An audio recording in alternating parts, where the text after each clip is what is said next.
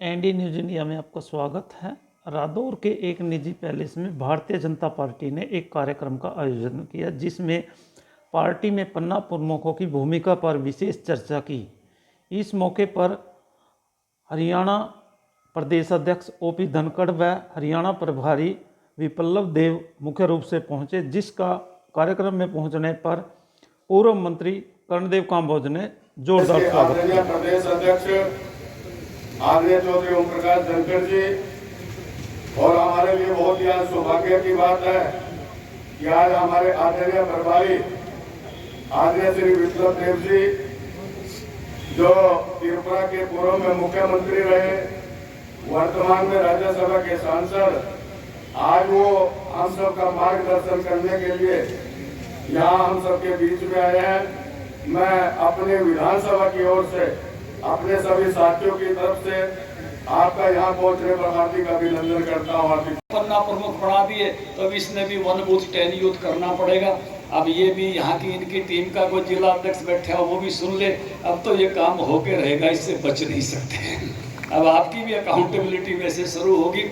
कभी जनसंघ के जमाने में जो बीजेपी से 80 में आए, वो बीजेपी में उन सपनों को अपनी आंखों से साकार होता देख रहे हैं। अगर कांग्रेस ने 370 तोड़ दी होती तो कभी की तोड़ देती, वो तो 370 बनाए रखने के पक्ष में थे। अगर कांग्रेस ने राम मंदिर बनाना होता तो कभी का बना देते, वो तो खिलाफ थे, वो पक्ष में नहीं थे। वो तो सोमनाथ के मंदिर का भी उद्घाटन नहीं करने देना चाहते थे। डॉक्टर राजेंद्र प्रसाद जी को जबरदस्ती गए थे, सरदार पटेल ने बनाया और राजेंद्र प्रसाद गए। नेहरू जी ने तो रोकने की चिट्ठी लिखी थी। इस बात का इतिहास गवाह है। वो इस पक्ष में नहीं थे, हम इस पक्ष में हैं। वो तो भारत की सीमाओं की सुरक्षा कई अक्साई चीन देकर, कई और लद्दाख का इलाका देकर वो नहीं कर पाए। भारत की सीमाओं की रक्षा, भारत की सीमाओं की एक एक इंच को रक्षा करता है अब भारत माँ का बेटा मोदी करता है। जब भारत पर आतंकवादी आक्रमण होते थे तो केवल यही कहते थे, देखेंगे देखेंगे, क्या देखेंगे मालूम नहीं। लेकिन आज भारत पर कोई आतंकवादी आक्रमण करता है तो उसके घर में जाके मजा चखा के आते हैं। ये बदलावा भारत है। आज ये बदलावा भारत है कि भारत का झंडा लेकर दुनिया में से कोई निकलता है तो लोग उसको आदर से निकालते हैं। कुछ मोदी जी की इमेज खराब करने की सुपारी लेकर चले हुए। बताना पड़ेगा इन लोगों को कि भारत मोदी जी के साथ खड़ा है। मोदी जी डटे रहो, हम तुम्हारे। मोदी जी डटे रहो, मोदी जी आगे बढ़ो, मोदी जी आगे बढ़ो। ईडी में जब तारीखें लगती हैं तो घबरा गए। कोई चारा चोर, कोई शराब चोर, कोई अखबार से इधर से उधर प्रिंटिंग करके सारा पैसा अपनी तरफ करने वाले, जब ईडी इनको पूछती है तो ये हाथ पकड़ के खड़े हो जाते हैं। काले कपड़े पहन कर आते, इनका दिल काला है। काले कपड़े पहनकर रामायण में कौन आता है?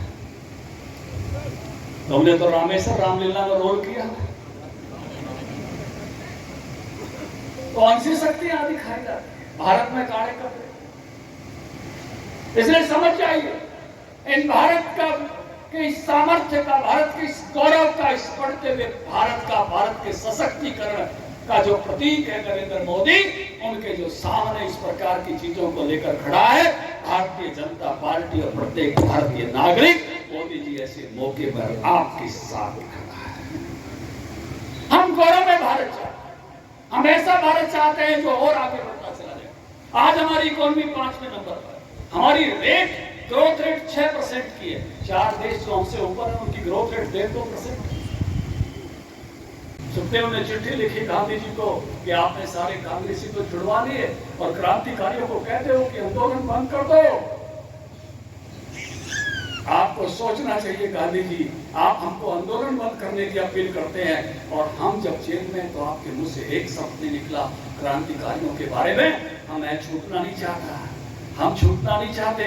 हमारे फांसी पे जाने से देश में आजादी की आग बढ़ेगी और तुमको भी प्रस्ताव पास करना होगा कि भगत सिंह, सुखदेव, राजगुरु का बलिदान कांग्रेस को कराची अधिवेशन में ये करना पड़ा, इनके बलिदान को नमन करना पड़ा। लेकिन लोगों ने लानत दी कि तुम बहादुर भगत सिंह, सुखदेव की फांसी को नहीं रोकवा पाए। तुमने कितनी बार ऐसे बात की? उन पापों का हिसाब अब देश को देना पड़ेगा। ये देश जग रहा है। ये विभाजन के जिम्मेवार कौन? 10 लाख लोग मरे कौन?